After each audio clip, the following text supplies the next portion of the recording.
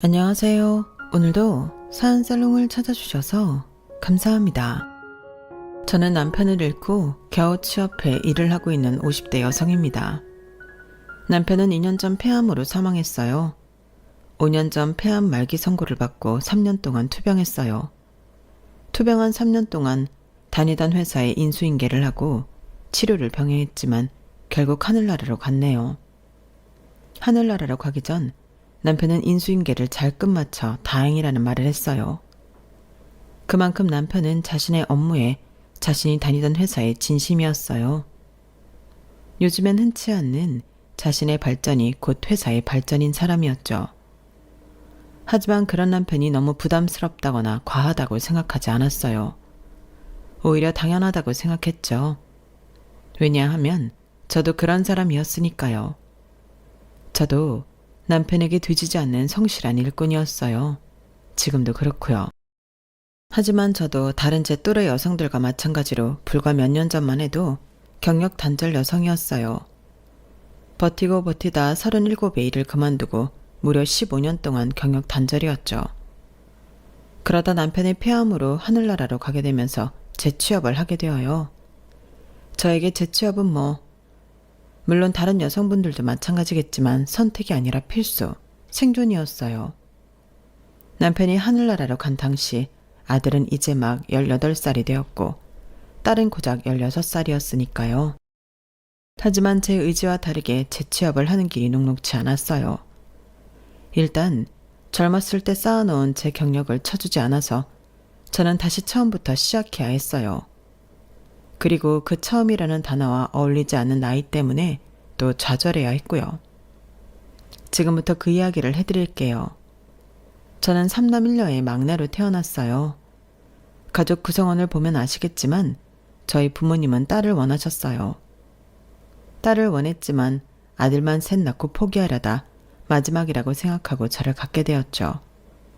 그래서 저는 엄청 예쁨을 받고 자랐어요.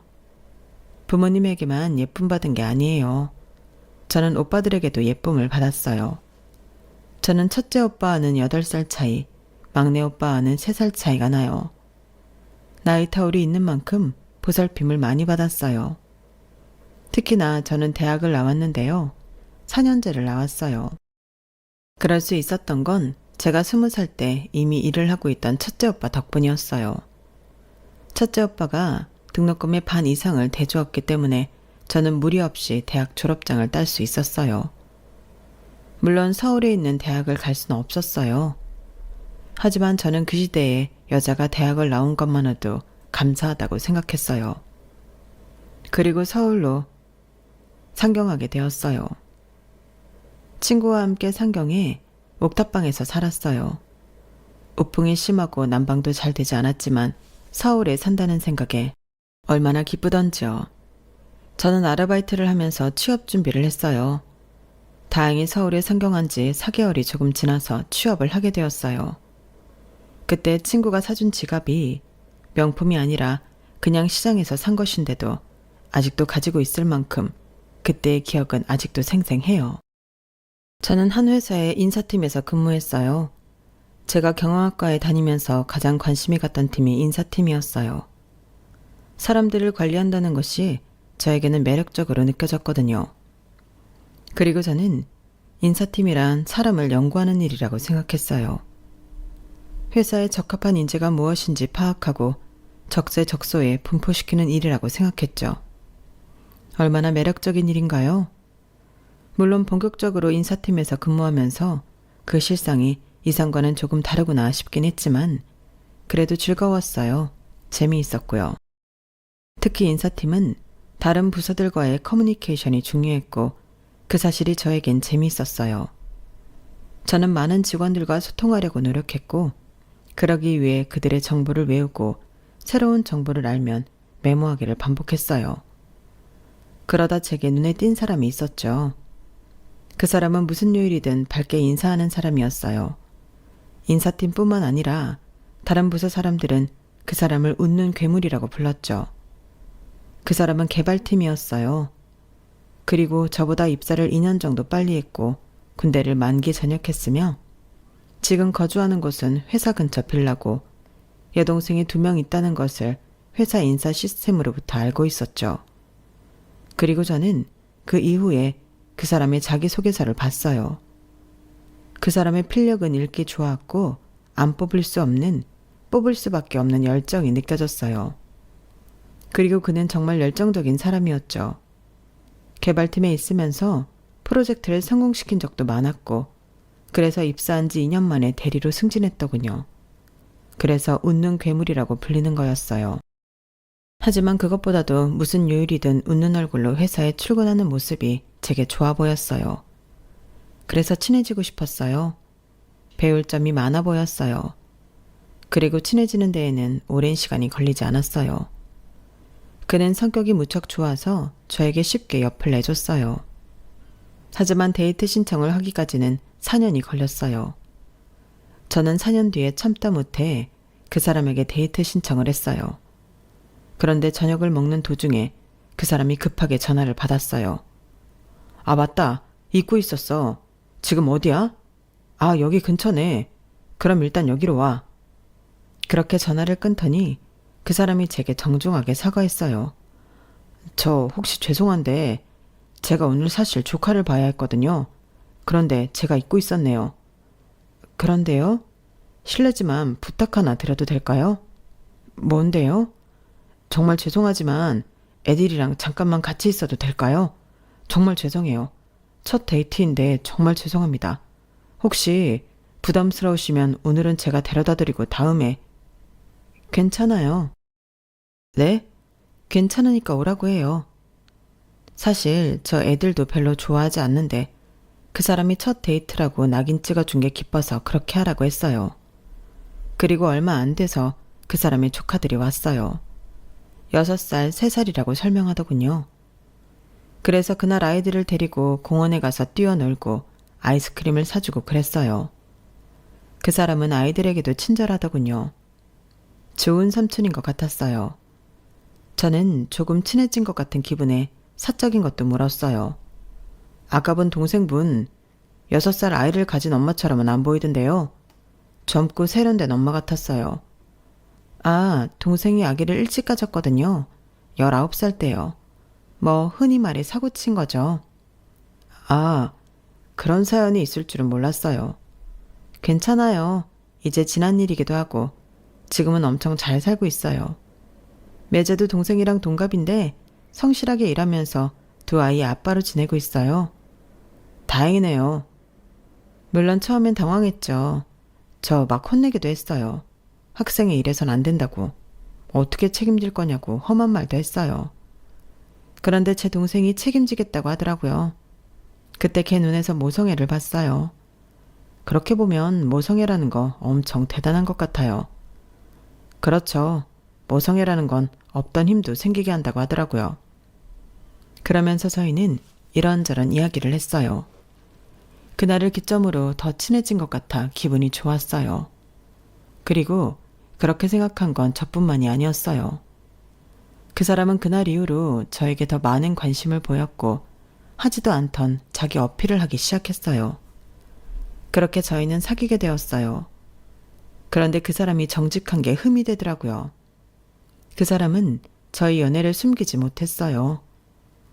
결국엔 연애 2개월 만에 연애가 밝혀졌고 이상한 소문이 나게 되어요.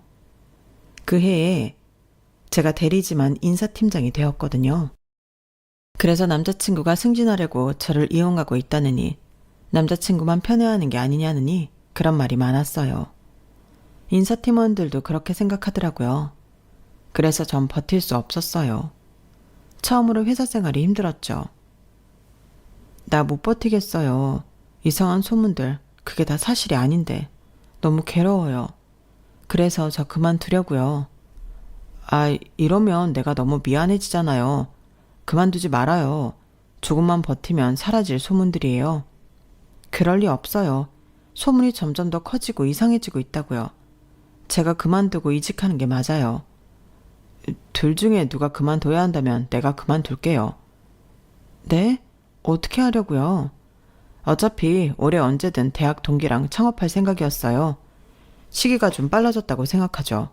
뭐 난 괜찮아요. 난 잘 해낼 테니까. 그렇게 남자친구는 퇴사를 하고 창업을 해요. 그리고 1년 뒤 회사 정원이 50명이 넘도록 성장시키죠. 그러자 남자친구가 저를 회사 인사팀 부장으로 스카우트하려고 했어요. 그리고 저에게 청혼을 했어요.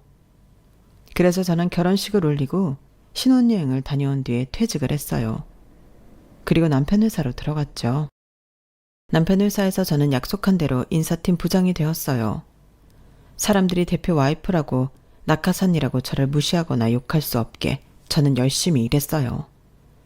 그러다 1년 뒤 아들을 가졌죠. 아들을 가진 뒤에도 저의 열정은 식지 않았어요. 저는 임신 8개월 때까지 출근을 했고 출산 직전까지 재택근무를 했어요. 그리고 출산하고 나서는 고향에 있던 어머니를 서울로 오시게 해서 갓난아이를 맡기고 복귀했어요. 그렇게 2년 동안 다시 일을 했고 딸을 가졌죠. 딸을 가졌을 때도 아들, 딸와 마찬가지로 똑같이 일을 했어요. 출산 직전까지 일을 했죠. 그리고 마찬가지로 갓난아이를 어머니에게 맡긴 뒤에 회사로 복귀할 생각이었어요. 그런데 딸아이가 너무 보채더라고요. 저와 떨어지면 무작정 울었어요. 3살까지는 아이가 울어도 떼어놓고 출근을 했어요. 나중엔 괜찮아지겠지 생각했어요. 하지만 아이는 편도가 부을 정도로 울었고 나아질 기미가 보이지 않았어요. 그래서 일을 그만둘 수밖에 없었어요. 저도 엄마니까요. 그리고 육아를 했어요. 처음엔 그런 생각을 했어요. 아이를 키우면서도 아이가 초등학교에 들어가면 초등학교를 졸업하면 이러면서 복귀를 할 생각을 했어요. 그런데 중학교, 고등학교를 들어가니 손이 더 가더라고요.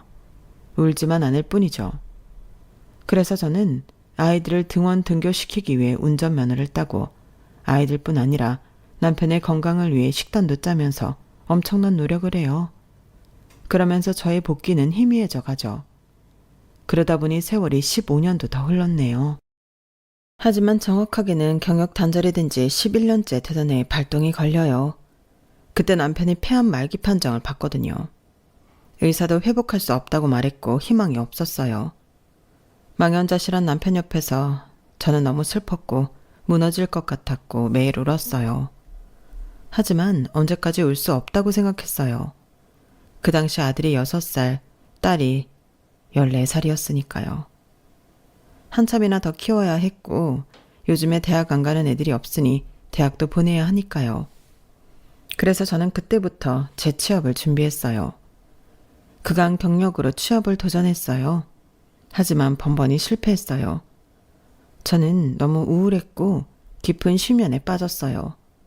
어떻게 애들을 키워야 할지 정말로 막막했어요. 그런 저를 보며 남편이 저를 위로하더군요. 본인 속도 말이 아닐 텐데요. 너무 우울해하지 마. 경력 단절이 왜 단절이겠어?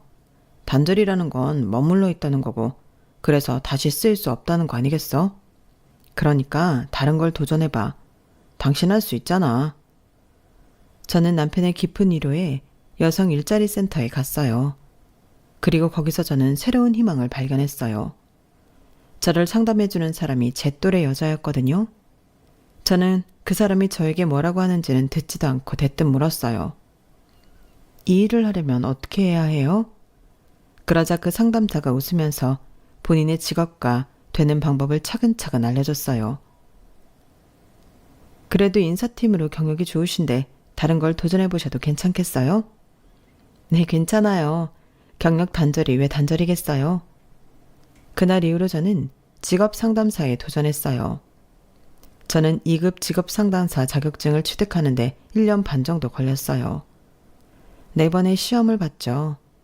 저는 자격증을 취득하고 집안 사람들 모두에게 이 기쁜 소식을 알렸어요. 그러자 아들과 딸이 파티를 준비해줬어요. 근사한 식사도 하고 케이크도 먹고 즐거운 시간을 보냈어요. 그리고 남편이 제게 말했죠. 이제 나도 편하게 갈 수 있을 것 같아. 당신도 그렇고 회사도 그렇고 잘 넘겼으니까 정말 다행이야. 내가 사람을 제대로 봤지. 당신은 내가 상상한 이상으로 멋진 여자고 대단한 엄마야. 그러니까 앞으로도 잘 부탁해. 내가 어디서든 지켜보고 보살펴 줄 테니까.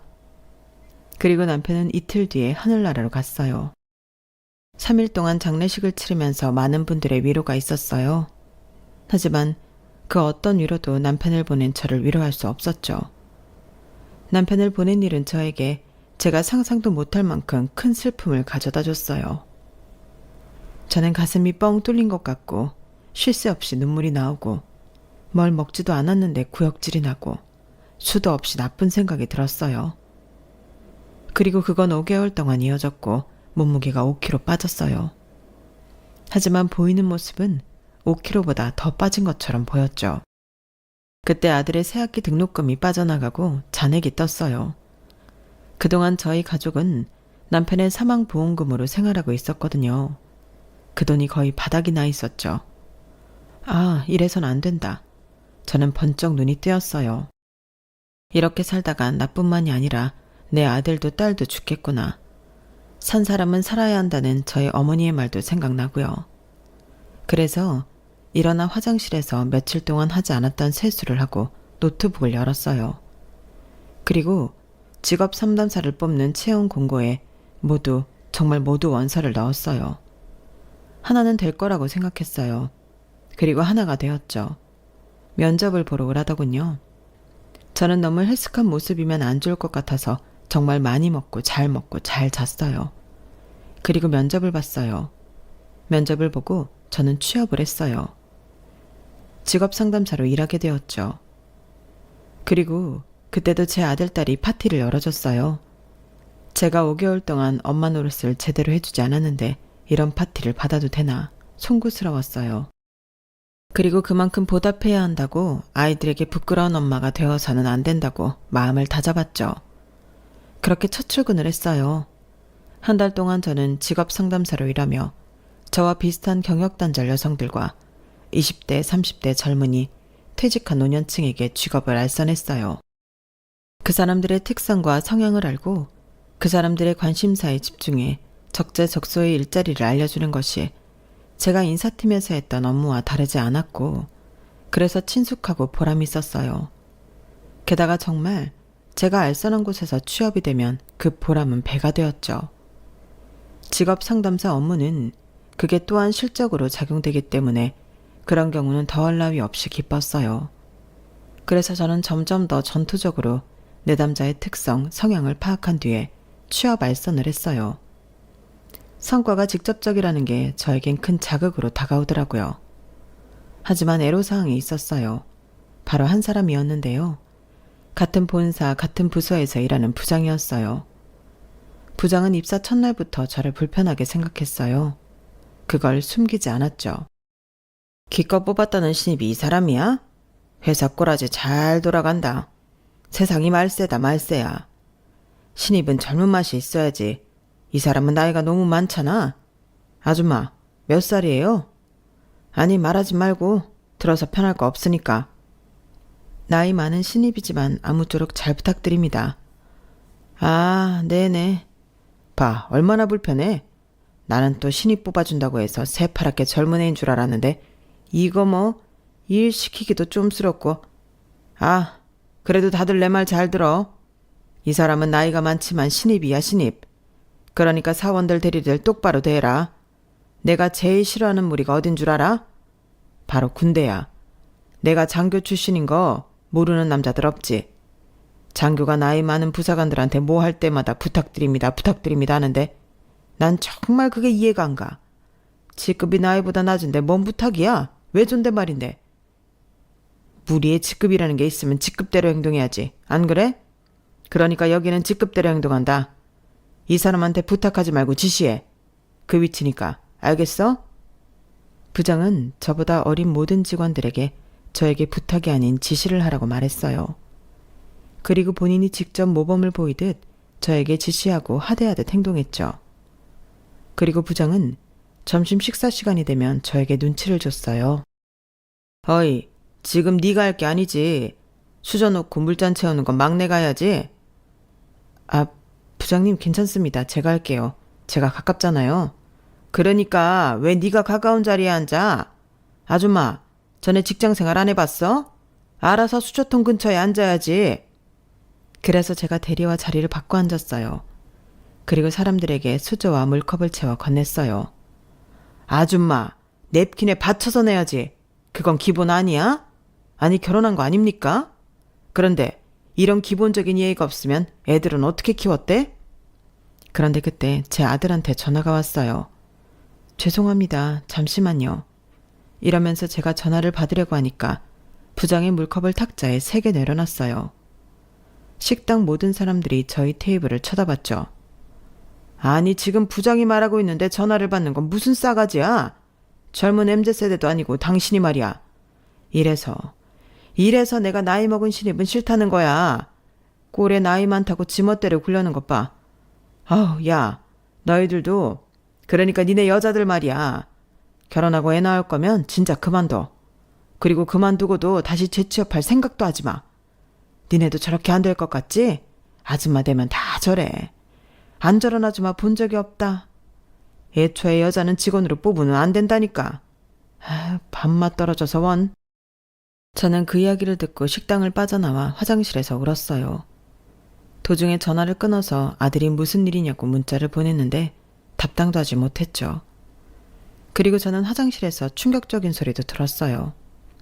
아 진짜 아줌마 하나 잘못 들어와서 팀 분위기가 이게 뭐냐? 그전에도 괜찮은 분위기는 아니었지만 이 정도로 최악은 아니었잖아.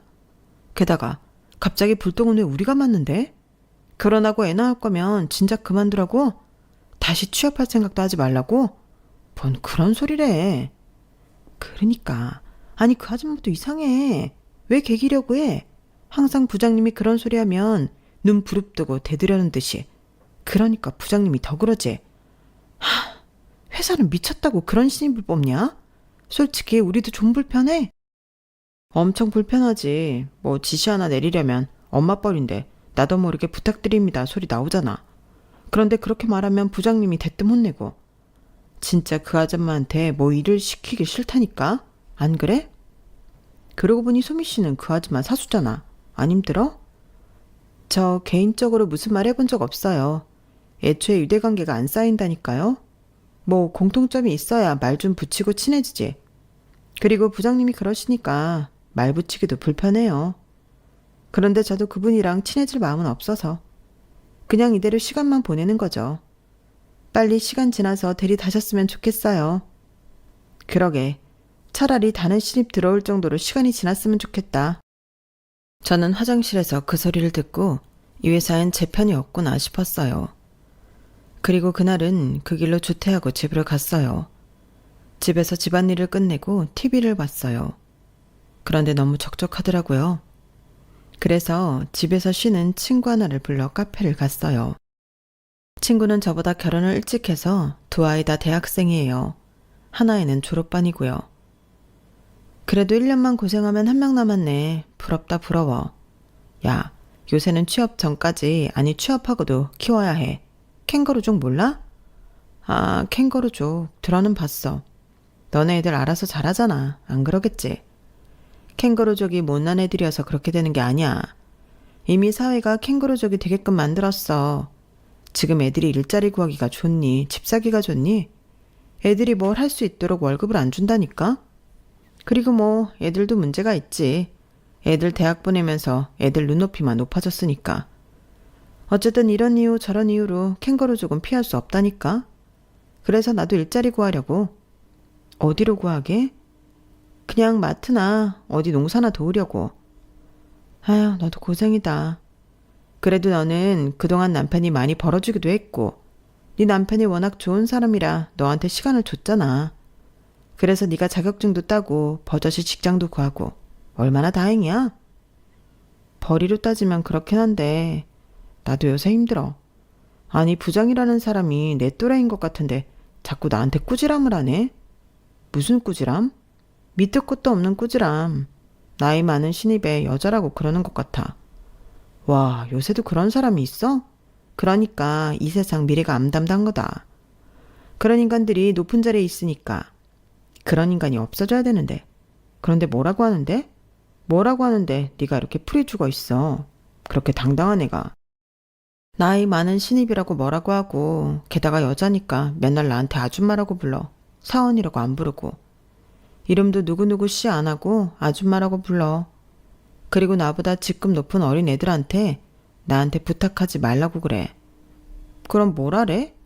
지시하래. 나한테 지시하듯이 안 하고 부탁하듯이 말하면 혼내. 자기는 위계질서 확실한 구조를 좋아한다고. 위계질서가 있는 건 이유가 있다고. 그리고 점심 식사할 때는 내가 수저통 근처에 앉아서 이것저것 나르고 그래야 해. 웃기지? 와, 50 넘어서 그런 대접 받아야 해? 좀 존중해 줄 수 있잖아.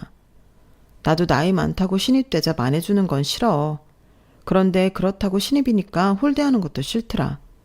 나 사실 지금 한계야. 힘들어. 그만둘까?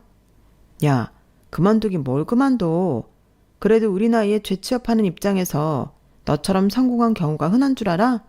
그러니까 악바리로 버텨. 아줌마 힘을 보여줘. 그래야겠지? 그래. 너는 애들도 아직 어리잖아. 둘째가 고등학교 2학년 아니야? 너 고등학교 3학년 되면 돈이 얼마나 많이 드는지 알아? 교재에, 학원에, 강의에 장난 아니야. 그리고 대학교는 네가 보내봤으니 알 거고. 애 대학 안 보내고 일 시킬 거면 그만둬. 그런데 아니면 다녀. 더러워도 다녀. 지난번에 보니까 젊은 아가씨들이, 아니 대리들이 내 사수도 내 욕하더라. 늙은 신입 와서 팀 분위기 흐린다고. 그 이야기 정말 네 귀로 들어봐. 버티라는 소리 안 나올걸? 더럽지. 그 꼴 아주 간사하고 더럽지. 걘 뭐 안 늙을 것 같대? 걔네들도 우리처럼 다 늙고 결혼할 거고 애도 낳을 거고 다 우리처럼 되게 되어 있어. 그때 아주 피눈물 흘리며 후회할 거다. 내가 그러지 않고 나는 그러지 않았으면 세상이 달라졌을까 하고 그럴 거야. 그런데 그건 나중 일이고 우린 지금을 봐야지. 당장의 학원비, 우리 생활비 생각해야지. 그러니까 나랑 얘기하면서 훌훌 털어내고 잊고 내일 출근해. 출근해서 웃는 얼굴에 침 못 뱉는다고 웃어. 웃어버려. 저는 친구가 준 용기에 다시 한번 일어났어요. 그리고 저는 친구의 말을 명심하고 출근을 했어요. 커피를 사들고 가서 웃으며 팀원들에게 전했어요. 무슨 좋은 일 있어요? 아니요. 그냥 좋은 일이 있으면 해서요. 그리고 부장이 왔어요. 저는 커피를 부장에게 건넸어요. 그러자 부장이 웬 몹쓸 짓을 본 것처럼 치우라고 하는 거예요. 난 늙은 아줌마가 주는 커피 안 마십니다. 김대리, 나 믹스 한 잔만. 그리고 일이나 하세요. 이상한 수 쓰지 말고. 결제 서류 없어요? 부장이 언제부터인가 결제 서류를 다 저보고 가지고 오라고 했거든요. 저는 제 책상에 놓은 결제 서류를 확인하고 있었어요. 거 봐도 모를 거니까 그냥 통째로 들고 와요. 뭘 한다고 보고 있어? 저는 웃자 하면서 서류를 들고 부장 책상으로 갔어요. 그리고 서류들을 내밀었어요. 부장은 하나씩 사인을 하다가 한 서류에서 멈칫했어요. 오탈자네. 이런 중요한 서류에 오탈자가 있으면 돼? 서류 작성할 때 맞춤법은 기본이잖아. 아, 이건 제가 한 게 아니라 또 그 소리. 나의 실수는 나의 실수고 팀의 실수는 나의 실수 아닌가? 매번 그렇게 변명만 해대는 신입 나는 딱 싫어해. 이런 식으로 일할 거면 때려쳐. 부장은 틈만 나면 저를 혼내고 꼭 때려치우라는 소리를 했어요. 저는 친구와의 다짐을 기억하며 웃는 얼굴을 했어요. 왜 계속 웃어? 이번엔 미친 거야? 아줌마, 내 말을 제대로 알아들은 거 맞아? 이런 식으로 할 거면 때려치우라고. 부장님, 저를 왜 매번 미워하시는지 모르겠습니다. 저 일 못하지 않잖아요. 이제껏 제가 한 일 중 처리되지 않은 건 없습니다. 제가 늑다리 신입이라 싫어하시는 거 아는데 이젠 그만하실 때 되지 않았나요? 제가 웃으며 그렇게 말하자 부장은 하! 하고 헛웃음을 치며 제게 삿대질을 했어요. 오늘 아주 대단히 미쳤구만. 부장 앞에서 못하는 소리가 없네. 나이 값하는 겁니까? 이사원? 네, 맞습니다. 늑다리 신입이라 싫습니다. 됐어요? 그렇게 실랑이를 하다가 저는 자리로 돌아왔고 부장은 씩씩거리며 사수에게 일 똑바로 가르치라고 소리를 질렀어요. 네가 제대로 안 가르쳤기 때문에 저게 나를 물러보는 거야. 알아? 저는 이 방법도 아닌 방법이구나 속으로 생각했어요. 그리고 점심시간이 끝날 무렵 제 사수를 찾아가 사과했어요. 한 번도 화를 내지 않던 사수는 그때 저에게 화를 내더군요. 제가 참은 건 부장님이 저한테 직접적으로 본인 일로 짜증내고 혼내지 않아서예요. 그런데 오늘은 뭐죠? 왜 그런 식으로 행동한 거예요? 미안해요. 저도 사수님한테까지 이럴 줄은 몰랐어요. 죄송합니다라고 해야죠. 저 사수예요. 정말 나이 많다고 나이값 하겠다는 거예요? 그래도 저희 엄마 생각하면서 잘해드리려고 했어요. 그런데 이런 식이면 저도 커버 못 쳐요. 저는 사수도 적으로 만들고 많은 회사 사람들을 적으로, 적어도 남으로 만든 것 같더군요. 그리고 제가 입사 한 달 차가 되어서 실적이 종합이 되어 나왔어요. 놀랍게도 팀원들 중 제가 실적이 가장 좋더군요. 1위였어요. 저는 정말 기뻤어요. 제 노력이 헛된 것만은 아니구나 생각했거든요.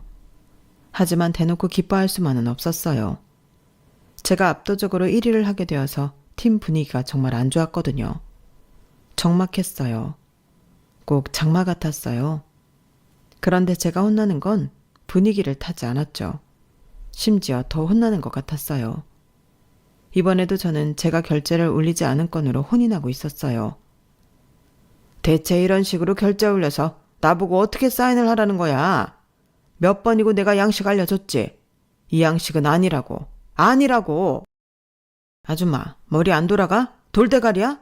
대체 몇 번을 알려줘야 해? 이럴 거면 진짜 일 때려 치우라고. 애 때문에 그래? 남편 있을 거 아니야. 남편이 쪼달리게 보나 보지? 집구석이 엉망이네. 가져가서 다시 해. 저는 한마디를 하려다가 저번처럼 더 큰 악몽이 찾아올까 봐 참았어요. 그런데 직원들이 다들 일어나는 소리가 들렸어요. 뒤를 돌아보니 한 남자가 들어왔는데 구면이었어요. 제가 삿대질을 하자 직원들이 모두 수근수근거리면서 저에게 눈치를 줬어요. 그리고 부장이 저에게 들으라는 듯 말했죠. 아, 대표님. 한 달 동안 해외 갔다 오시느라 고생 많으셨습니다. 미국 날씨가 어떠셨는지 더우셨습니까? 강 부장 잘 지냈나? 미국은 무지 더웠네. 그런데 이분 왜 여기 있어? 저는 무척 놀랐어요. 대표라고 하는 저 남자 제 남편의 지인이거든요. 그것도 친한 지인이요. 경조사를 거하게 챙기는 사이였어요. 저희 남편이 회사 대표라는 것은 이야기 드렸죠. 대표님과 어떻게 알게 된 사이냐면요. 저희 남편 회사가 고연촉진 장려금을 받기 위해서 취업지원 프로그램을 이수한 실업자를 몇 번 받았어요. 그때 헤드헌팅 회사 대표 몇 명과 친하게 지냈는데 그중 한 분이세요. 특히 이분 회사에서 소개받은 직원들과는 상당히 오래 일했어요. 지금 아직도 다니는 직원이 있어요. 저희 부부에게 굉장히 감사한 분이죠. 그럼으로써 서로 윈윈하는 관계였기도 했고요. 그래서 대표님 따님이 결혼할 때 저희 부부가 100만 원을 축의금하고 아버님이 돌아가셨을 때 100만 원 조의금을 했어요. 그리고 대표님은 저희 남편이 하늘나라에 갔을 때 500만 원이나 조의금을 하셨고요. 그런데 어떻게 회사를 모르냐고 하시는 분들이 있을지도 모르겠어요. 저는 사실 남편의 지인관계를 제대로 잘 알지 못해요. 남편이 워낙 마당발이어야죠. 그래서 얼굴과 직책만 대충 알지 무슨 회사를 운영하는지는 몰라요. 그래서 몰랐어요. 모른 만큼 굉장히 당황했고요. 그래서 저는 손을 내리지 못하고 있었어요. 그런데 대표님은 저를 이미 알고 있다는 듯이 제 손을 쓱 내려주더니 가볍게 목례를 하고 악수를 청했어요. 사모님, 오랜만입니다. 잘 지내셨어요? 그리고 사모님 소리에 직원들은 다시 수근수근거렸고 부장은 놀란 표정을 숨기지 못했어요. 아니, 이 아줌마한테, 아니 이분한테 사모님이라뇨. 대표님 무슨 말씀이신지 감을 못 잡겠는데요. 대표님은 손짓으로 잠시만 기다려보라고 하면서 어딘가에 전화를 걸었어요. 인사팀인가? 지금 부장 자리 비어있지? 그래. 강 부장이 다른 지사로 발령 갔잖아. 그래, 나도 알고 있어. 그래서 내가 새로 인사부장 뽑았다고 전달하지 않았나? 그래, 직업상담사로 면접 본 이지연 씨 말이야.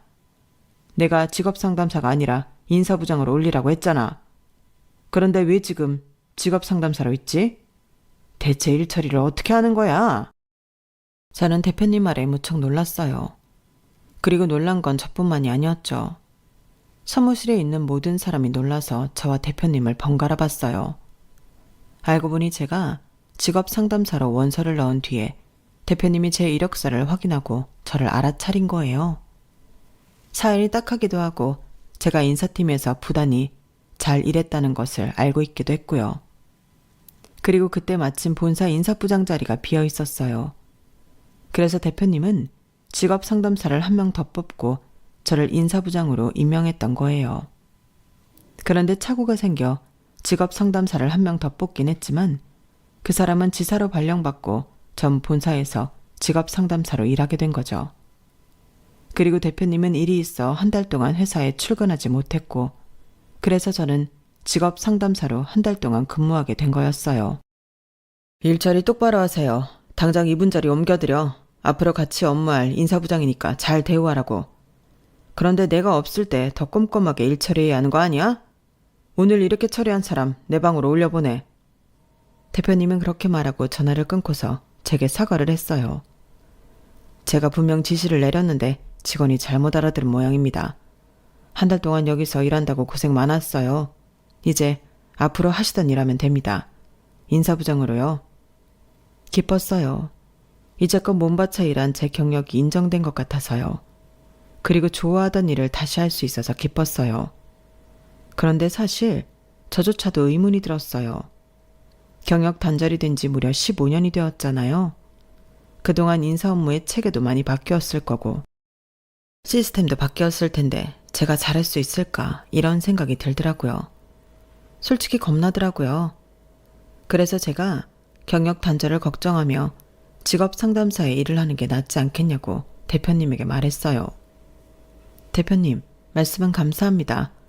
그런데 제가 경력 단절이 된 지 15년이나 되어요. 그동안 인사팀 업무가 많이 바뀌었을 거예요. 그런데 갑자기 부장 자리에서 일할 생각을 하니 솔직히 눈앞이 캄캄하네요. 차라리 제가 지금 일하는 자리에서 다시 시작하는 게 낫지 않을까요? 사모님, 아니 인사부장님, 언제 그렇게 자신감이 없는 사람이었어요? 제가 본 인사부장님은 늘 자신감 넘치고 여자라고 주눅들지 않고 남편분보다 더 성실하고 능력 있는 사람이었잖아요. 저는 정식이도 정식이지만 인사부장님을 보고 정식이와 더 친밀하게 지낸 겁니다. 두 분 다 좋은 사람이니까 제가 그렇게 대한 겁니다. 자신감을 가지세요. 분명 부장님은 잘할 겁니다. 이건 돌아가신 남편의 부탁이 아닌 제 자신의 믿음이에요. 남편의 부탁이요? 그 사람이 무언가 부탁을 했나요? 저 멀리 떠나기 전에 저에게 전화를 했어요. 남은 식구들 좀 챙겨달라고. 물론 그 말 때문에 부장님을 뽑은 건 아닙니다. 부장님은 부장님 스스로 무척 가치 있고 유능한 분이니까요. 저는 제가 모르는 이야기에 눈물이 났어요. 제 앞에서 모든 일이 해결되어 편하게 눈 감을 수 있겠다고 하더니 뒤에서 이런 부탁을. 대표님에게만 한 게 아니라 분명 자기가 아는 큰 사람들에게 했을 거예요. 그런 생각이 드니 마음이 무너지더라고요. 그런데 왜 회사로 안 들어가고 다시 직장을 구하신 겁니까? 들어보니 지금도 여전히 빵빵하던데요. 거기 인사팀으로 들어가시기도 충분하잖아요. 아, 애초에 남편 백으로 인사부장까지 간 사람이에요. 그런데 남편 하늘나라 가고 봐달라는 식으로 돌아가고 싶진 않았어요. 새로 부임한 대표한테도 부담스러운 일인 것 같고요. 그래서 직업 상담사 자격증을 따서 새로 취업 준비했어요. 대표님은 역시 대단한 사람이라고 저를 마구 칭찬했어요. 그리고 지금 일에 대해 물었어요. 제가 들어올 때 분위기가 좋지 않던데 큰 소리도 나고요. 무슨 일입니까? 아, 제가 결제 서류 양식을 잘못 알아서 부장님이 알려주시고 있었어요. 그 서류 잠깐 나 좀 보여주시죠. 대표님이 결제 서류에 손을 대려고 하자 부장은 망연자실한 표정을 지었어요. 아까도 말씀드렸지만 그건 제 서류가 아니에요. 제 실수가 아니었죠. 대표님은 서류를 쓱 봤어요. 그러더니 의문스러운 표정으로 저와 부장을 번갈아 쳐다봤어요. 인사부장님 성함이 아니잖아요. 이 서류 올린 사람 누굽니까? 그때 다른 대리가 손을 들었어요. 그런데 왜 이분이 대신 결제를 받고 있죠? 대표님이 그렇게 묻는데 아무도 진실을 말하지 않았어요. 물론 저조차도 그랬죠. 그런데 대표님은 대충 상황을 알겠다는 듯이 부장을 쳐다봤어요. 설마 강 부장, 나이 많은 신입이라고 무작정 까고 있었던 건 아니지? 아닙니다. 그런데 왜 이분 서류가 아닌데 이분이 결제를 받고 있고 본인이 한 실수가 아닌 부분에서 혼이 나고 있었던 거지? 그런 게 아니라 이것도 나름의 교육이라고. 나는 배운 사람들을 뽑은 것 같은데 교양 있고 배운 사람들 말이야. 그런데 지금 강 부장이 하는 꼴을 보니까 전혀 내가 잘못 생각한 것 같네. 내가 사람을 잘못 봤어. 지금 결제서를 읽어봐. 누구 이름으로 되어 있지? 정문주 대리라고 되어 있습니다. 자네 나이가 올해 52 아닌가? 벌써 노안이 왔어? 왜 그러는 거야? 대표님이 다그치자 부장은 고개를 숙여 사과했어요. 사과는 나한테 하는 게 아니라 이분한테 해야지. 정말 죄송합니다. 죄송합니다. 절박한 사과를 받고 저는 인사팀으로 짐을 옮겼어요. 그리고 인사부장으로서 일을 시작했어요. 다행히 적응하는데 오랜 시간이 걸리진 않았어요.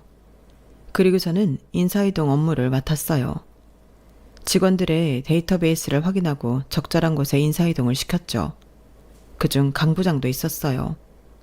알고 보니 강 부장은 15년 동안 그 자리에서 고인물처럼 있었더라고요.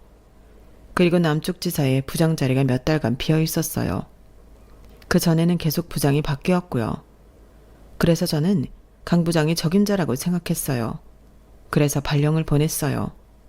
그런데 발령 공고를 받은 지 몇 시간도 되지 않아 강 부장이 저를 찾아왔어요. 얼굴이 붉은 것이 화가 제법 난 것 같았죠. 인사이동이라니. 그 남쪽 동네로 날 발령 보내? 지금 복수하는 거야? 뭐야? 복수라뇨. 저는 냉정하게 이성적으로 강 부장 같은 분이 그 지사에 있으면 회사 발전에 도움이 될 것 같아서 발령 보내는 겁니다. 아니지. 아니야. 지금 당신이 한 짓은 내가 그동안 꼬장 좀 부렸다고 열받는다고 이러는 거 아니야? 내가 괜히 그랬겠어. 사람은 강하게 키울수록 잡초처럼 어떤 바람에도 잘 자라는 법이야. 다 당신을 위한 거라고. 그리고 그동안 당신이 전혀 실수를 안 한 건 아니잖아? 제가 무슨 실수를 했는데요? 제가 그렇게 묻자 강 부장은 어버버 말을 제대로 하지 못했어요. 사실 저 일하면서 큰 실수한 적 없거든요. 다른 젊은 직원들이 실수를 밥 먹듯이 했었죠. 제가 실적 1위 했던 건 아시죠?